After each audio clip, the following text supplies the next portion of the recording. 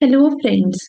Welcome back to my channel economics with Deepti. आज के session में मैं आपके साथ इलास्टिसिटी ऑफ डिमांड के अंदर इनकम इलास्टिसिटी ऑफ डिमांड के बारे में बात करूंगी। मैंने अभी आप लोगों के साथ इससे पहले price elasticity of demand share किया था, क्रॉस इलास्टिसिटी ऑफ डिमांड भी शेयर किया था। आई होप आप सबने वो वीडियोस देखी होंगी। अभी तक वो वीडियोस नहीं देखी तो उन वीडियोस का लिंक आपको मेरे टेलीग्राम ग्रुप पे भी मिल जाएगा। साथ ही माइक्रो इकोनॉमिक्स की प्लेलिस्ट पे जाकर भी आप उन वीडियोस को देख सकते हैं। नाउ स्टार्ट करते हैं आज का topic, that is the income elasticity of demand. लेकिन उससे पहले, अगर अभी तक आपने चैनल को लाइक नहीं किया then please like, share, subscribe and comment. देखिए, जैसे हमने प्राइस इलास्टिसिटी ऑफ डिमांड पढ़ा था उसी तरीके से हम इनकम इलास्टिसिटी ऑफ डिमांड पढ़ेंगे। और देयर इज अ चांस कि अगर इस टॉपिक से क्वेश्चन पूछा जाता है फाइनल एग्जाम में, नेट के एग्जाम में, चाहे इस साल चाहे अपकमिंग ईयर्स में, तो क्वेश्चन यहां से आएगा। Inferior goods versus normal good के केस में, या लग्जरी या नेसेसिटीज के केस में क्वेश्चन पूछा जाएगा, तो इसको भी हम आज की क्लास के अंदर कवर करेंगे। देखिए, जैसे हम प्राइस इलास्टिसिटी ऑफ डिमांड पढ़ते हैं तो प्राइस इलास्टिसिटी ऑफ डिमांड में हम क्या पढ़ते हैं? प्राइस इलास्टिसिटी ऑफ डिमांड में हम पढ़ते हैं कि जब भी इकोनॉमी के अंदर प्राइस चेंज होता है तो उस प्राइस चेंज होने की वजह से क्वांटिटी डिमांडेड भी चेंज होता है। तो ये हम पढ़ते थे प्राइस इलास्टिसिटी ऑफ डिमांड पे। लेकिन अब हम क्या पढ़ रहे हैं? अब हम पढ़ेंगे इनकम इलास्टिसिटी ऑफ डिमांड। जब मैं आपको इनकम इलास्टिसिटी ऑफ डिमांड के बारे में बोल रही हूँ, इसका मतलब हम यहाँ पे बात करेंगे कि जब भी हमारी इनकम पे चेंज आ रहा है, इनकम इंक्रीज कर रही है या इनकम फॉल कर रही है, तो उसका क्या इम्पैक्ट आएगा क्वांटिटी डिमांडेड पे। तो आप लोग रिलेट कर पा रहे होंगे, जब हम प्राइस इलास्टिसिटी ऑफ डिमांड के बारे में बात करते हैं तो हम देखते हैं कि किस तरीके से प्राइस का जो इम्पैक्ट है वो देखा जाता है on the quantity demanded. Income elasticity of demand के बारे में बात करें तो इनकम का इम्पैक्ट देखा जाता है ऑन द क्वांटिटी डिमांडेड। और हम लोगों ने जब क्रॉस इलास्टिसिटी ऑफ डिमांड पढ़ा तो वहां पे हम लोगों ने क्या देखा? वहां पे हमने देखा एक प्रोडक्ट का प्राइस चेंज होता है तो उसका इम्पैक्ट किसी और प्रोडक्ट के प्राइस पे हो रहा है, देखा था हमने। तो अब आप लोगों को समझ आएगा कि price elasticity of demand, cross elasticity of demand और इनकम इलास्टिसिटी ऑफ डिमांड पे क्या क्या डिफरेंसेस है। आई होप आपको समझ आया इतना। अब यहाँ पे हम जब इनकम इलास्टिसिटी ऑफ डिमांड के बारे में बात कर रहे हैं, please note down the definition. Income elasticity of demand shows how the quantity demanded of a good responds to changes in consumer income। Consumer का अगर इनकम चेंज होती है, चाहे वो इंक्रीज कर रही है चाहे वो फॉल कर रही है, तो उसकी वजह से आपकी क्वांटिटी डिमांडेड पे क्या इम्पैक्ट आएगा। अब इसको हम मैथमेटिकल कैसे लिखते हैं? जैसे हम प्राइस इलास्टिसिटी ऑफ डिमांड के टाइम लिख रहे थे वैसे ही हम इसको भी लिखेंगे। Elasticity of demand, income elasticity of demand is equal to proportionate proportionate change in purchases of goods। ठीक है, यहाँ पे मैंने लिखा proportionate change in purchases of good, या आप लिख सकते थे in quantity demanded divided by proportionate change in income। proportionate change in income, change in income। अब यहाँ पे हम लोगों ने इस तरीके से लिखा, अब proportionate change in purchases of good, या इसकी जगह मैं क्या करूँ, इसको थोड़ा सा और सिंप्लीफाई करने के लिए परचेजेस ऑफ गुड की जगह मैं ये भी लिख सकती हूँ। परचेजेस ऑफ गुड भी ठीक है, ठीक है, अगर आप आहूजा पढ़ेंगे तो वहां पे परचेजेस ऑफ गुड ही लिखा हुआ है। आप दोनों तरीकों से इसको लिख सकते हैं, proportionate change in quantity demand, to be more precise. अगर मैं क्वांटिटी डिमांडेड के बारे में बात करूं, जैसे हमने प्राइस इलास्टिसिटी ऑफ डिमांड वाला फॉर्मूला बनाया था उसी तरीके से हम यहाँ पे डिवाइड करेंगे फॉर्मूला।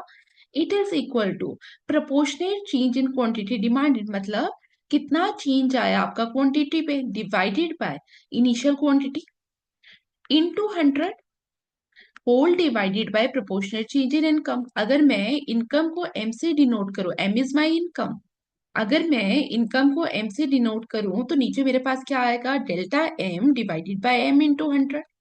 100 और 100 क्या हो जाएंगे? कैंसिल आउट हो जाएंगे। अब हम इसको और सिंप्लीफाई करेंगे। It comes to be delta Q upon Q into M upon delta M. Delta Q और डेल्टा एम वाली टर्म्स को आप एक साइड ले आइए।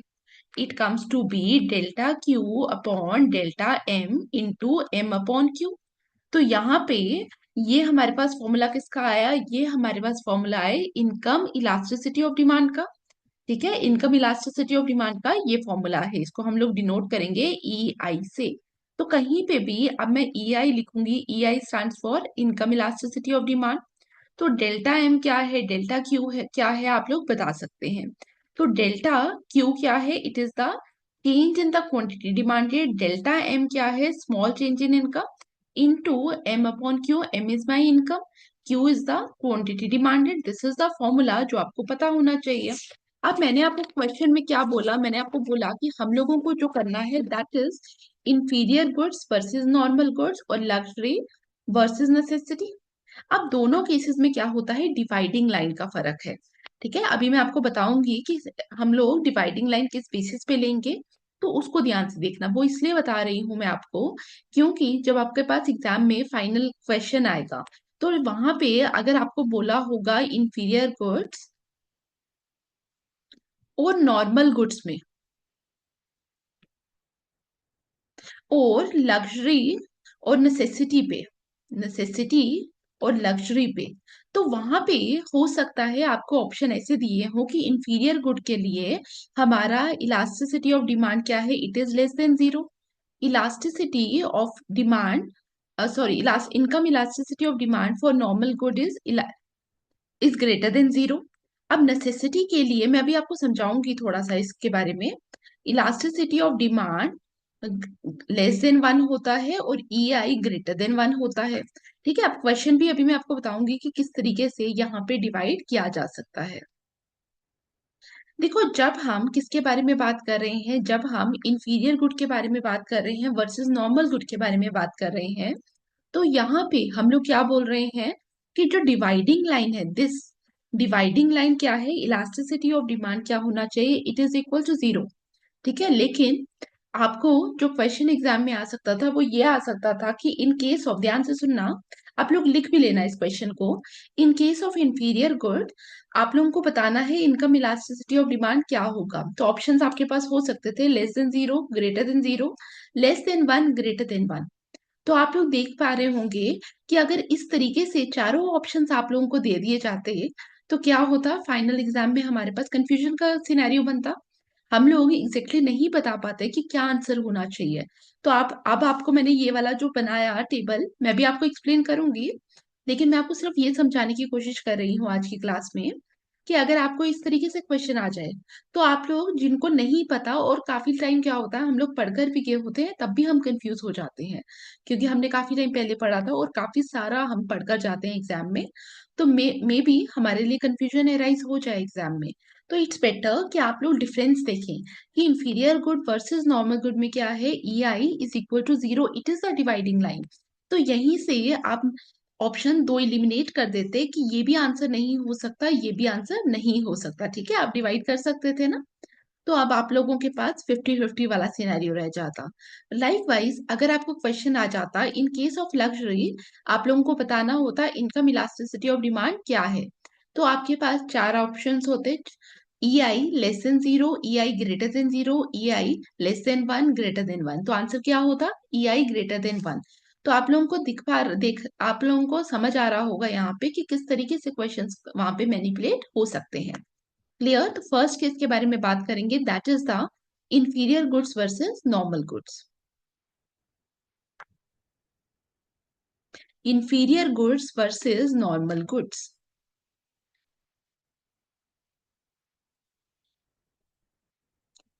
हम सबको पता है इंफीरियर गुड्स क्या होते हैं, सबको पता है ना। जैसे मैं आपको एक एग्जांपल दूं, मेरे मुझे फ्रेश मोबाइल लेना है और सेकंड हैंड मोबाइल लेना है। सेकंड हैंड मोबाइल और फ्रेश मोबाइल, इसमें से आप मुझे बताइए कि मेरे लिए नॉर्मल गुड कौन सा होगा और इंफीरियर गुड कौन सा होगा। मेरे लिए सेकंड हैंड मोबाइल के बारे में अगर मैं बात करूं, इट इज इंफीरियर गुड। और फ्रेश मोबाइल मेरे लिए क्या है, फ्रेश मोबाइल मेरे लिए है नॉर्मल गुड।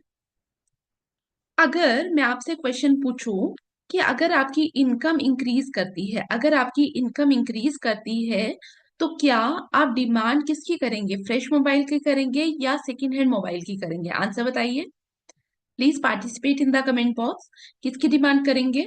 डेफिनेटली हम लोग बोलेंगे कि अगर मेरी इनकम बढ़ रही है तो मेरे को फ्रेश मोबाइल चाहिए, तो मैं डिमांड करूंगी फ्रेश मोबाइल। इसका मतलब जब मैंने फ्रेश मोबाइल की डिमांड बढ़ाई, तो फ्रेश मोबाइल मैंने आपको क्या बताया, fresh mobile is what, fresh mobile is normal good.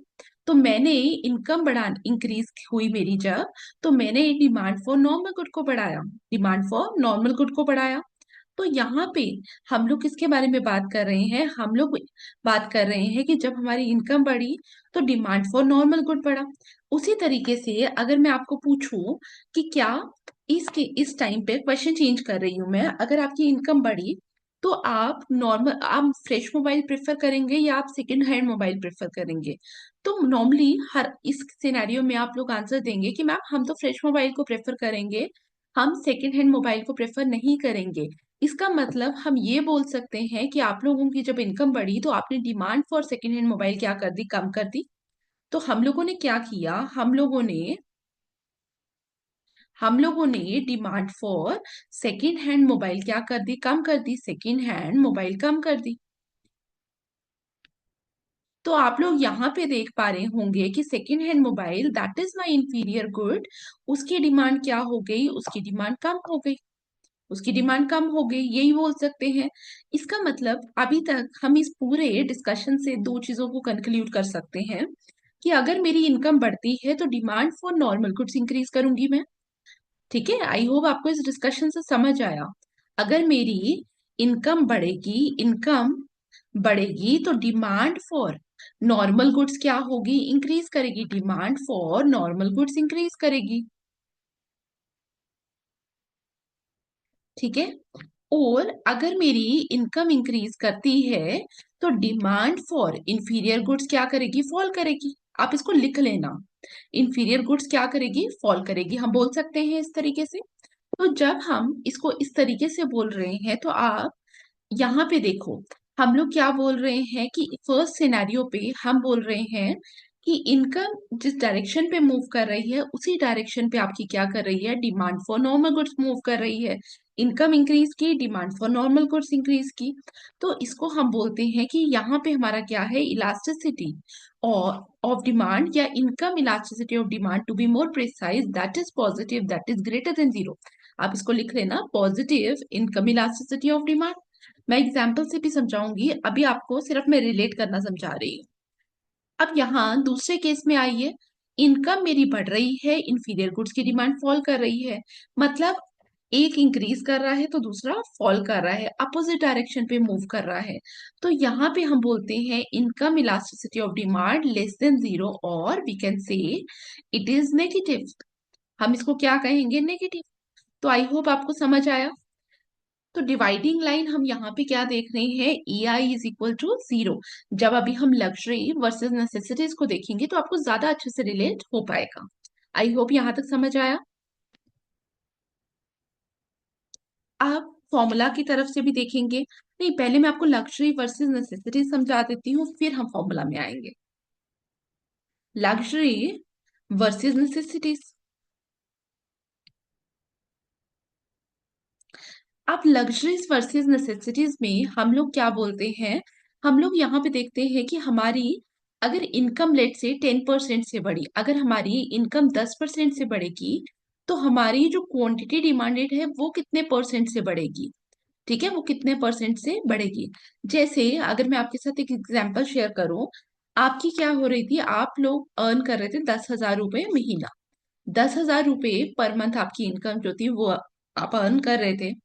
अब आपकी इनकम बढ़कर हो गई लेट से 20,000 रुपीज, 20,000 रुपीज आपकी इनकम हो गई। अब आपने सोचा कि मेरे पास पहले में 10,000 रुपए मेरी इनकम थी, अब मेरी इनकम होगी 20,000 रुपए। तो पहले मेरा जो कंजप्शन था उसमें क्या था, घर के अंदर मेरे पास एसी नहीं था। तो नाउ मैं क्या करूंगी, मैं एक एसी लेने के बारे में सोच सकती हूँ। मैंने कैसे सोचा, मैंने सोचा कि जो मेरी इनकम है अब उसमें से कुछ बचेगा, ठीक है, और मैं ईएमआई पे एसी लेने के बारे में सोच सकती हूँ। तो अब मेरा जो एसी है वो कितने का आएगा, वो नियर अबाउट 60-70 थाउजेंड का आएगा। लेटेस्ट एज्यूम कि हम लोगों ने जो एसी परचेज करना है उसका प्राइस है मार्केट के अंदर 65,000। तो 65,000 का एसी आपने परचेज करना है, पहले आपकी कंजप्शन के अंदर एसी नहीं था। अब आपकी इनकम तो 100% से बढ़ी, 10 to 20,000 100% से बढ़ी, लेकिन अगर आप कंजप्शन पे देखेंगे तो कंजप्शन मल्टीपल टाइम से बढ़ा। तो जब हम लग्जरीज के बारे में बात करते हैं तो यहाँ पे as compare to our income, हमारा जो कंजप्शन है वो प्रोपोर्शनेटली मोर, वो इंक्रीज करता है more than the increase in income. तो जब आप लग्जरी के बारे में बात करते हैं तो हम क्या बोलते हैं, EI ग्रेटर देन 1। मैंने आपको एसी की एग्जांपल दी, इसी तरीके से हमारी, हमने किसी ट्रिप के अंदर जाना है, तो ट्रिप के अंदर हमारा, आप लोगों को पता है, अगर आप कोई भी ट्रिप को के बारे में, जाने के बारे में सोच रहे हैं तो वहां पे काफी सारा एक्सपेंस आ जाता है। तो उस एक्सपेंस को करने के लिए अगर आप ध्यान से देखिए तो हमारी जिस प्रोपोर्शन में हमारी इनकम बढ़ रही होती है, उस प्रोपोर्शन से काफी ज्यादा अमाउंट पे क्या होता है, हम स्पेंडिंग कर रहे होते हैं, हम क्वांटिटी डिमांडेड कर रहे होते हैं। तो लग्जरीज के केस में क्या होता है, note down, in case of luxury demand increases, लिख लेना इसको please, demand increases more than, more than proportionally with income। तो this is a case of luxury. Luxury में आप काफी सारे एग्जांपल दे सकते हैं, जैसे मैंने आपको एयर कंडीशनर की एग्जांपल दी, कोई ट्रिप में जाना है आप लोगों को, these are all examples of luxury. अब हम नेसेसिटीज के बारे में बात करते हैं।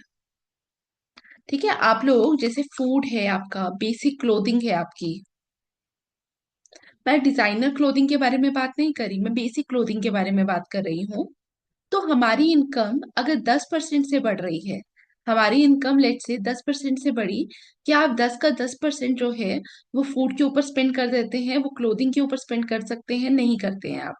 ठीक है, तो नेसेसिटीज के केस में हम लोग क्या बोलते हैं, हम लोग बोलते हैं कि डिमांड जो है वो इंक्रीज करेगी less than proportionately, less proportionally than income, less proportionally than income. तो यहाँ पे आप एग्जाम्पल्स में क्या लिख सकते हैं, फूड लिख सकते हैं, बेसिक क्लोथिंग लिख सकते हैं, एटसेट्रा। तो लग्जरी के केस में हमारे पास क्या आता है, EI ग्रेटर देन 1। नेसेसिटी के केस में EI लेस देन 1। इसको हम फॉर्मूला से भी देखेंगे वापिस से।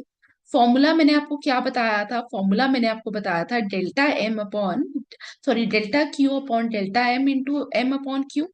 ठीक है, या इस फॉर्मूला को हम इस तरीके से देख सकते हैं, proportionately change in quantity demanded divided by proportionate change in income. अगर आप, अगर आप आपकी जो क्वांटिटी डिमांडेड है, लेट से वो 20% से इंक्रीज कर रही है, वो 20% से इंक्रीज की, डिवाइडेड बाय आपकी जो इनकम है वो 10% से बढ़ी, तो आंसर क्या आएगा हमारे पास, आंसर आएगा 2। आंसर क्या आएगा आपके पास, 2 आंसर आएगा। तो 2 is greater then 1, 2 is greater then 1। तो ये केस हमारा किसका बनेगा, it is the case of luxury. अगर आपका income elasticity of demand greater then 1 होगा तो हम क्या बोलेंगे, it is the case of luxury. जैसे मैंने आपको एसी वाली एग्जांपल में बताया कि हम लोग क्या कर रहे हैं, हम मल्टीपल टाइम्स क्या कर रहे हैं, अपनी इनकम इंक्रीज करने से काफी टाइम ज्यादा हम लोग क्या कर रहे हैं, स्पेंडिंग कर रहे हैं। ठीक है, तो this forms the case of luxury. Like wise अगर हम फूड के बारे में बात कर रहे हैं तो वहां पे क्या होगा, अगर आपकी इनकम 10% से बढ़ी, ठीक है, आपको दिवाली बोनस मिला, दिवाली बोनस में आपकी इनकम 10% से बढ़ी, लेकिन जब आप लोगों ने, आपकी लेट से आप लोगों को 5,000 रुपीज का क्या मिला, बोनस मिला दिवाली के लिए। जब आप घर पे आए तो आप लोग स्वीट्स लेकर आए, बच्चों के लिए कपड़े लाए। तो यहाँ पे क्या हुआ, यहाँ पे जो इनकम है, आप लोगों ने कितना स्पेंड किया, लेट अस अज्यूम कि अब आप लोगों ने 3,000 रुपीज स्पेंड किए। तो हमारी जो कंजप्शन है, जो हमारा एक्सपेंडिचर है, वो उतना इंक्रीज नहीं किया as compare to our income. Proportionally हम लोगों ने स्पेंड किया लेकिन कम स्पेंड किया। ठीक है, तो हम लोग क्या बोलेंगे, हम लोग बोलेंगे it forms the case of necessity, it forms the case of necessity.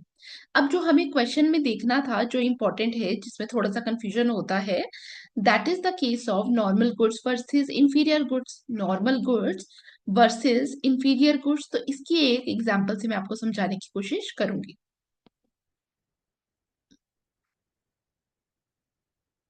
अगर हम नॉर्मल गुड्स के बारे में बात करें, मैंने क्या बोला आपको, नॉर्मल गुड्स के केस में हमारे पास EI ग्रेटर देन 0 होगा, या जिसको हम बोलेंगे positive income elasticity of demand, क्या बोलेंगे, positive income elasticity of demand.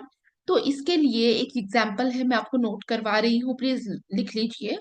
If a if a persons income increases from 10,000 to 12,000, मतलब इनिशियल इनकम उसकी थी 10,000 रुपए, अब इंक्रीज हो गई 12,000 रुपए, and their demand for branded clothes increases, and their demand for branded cloth increases.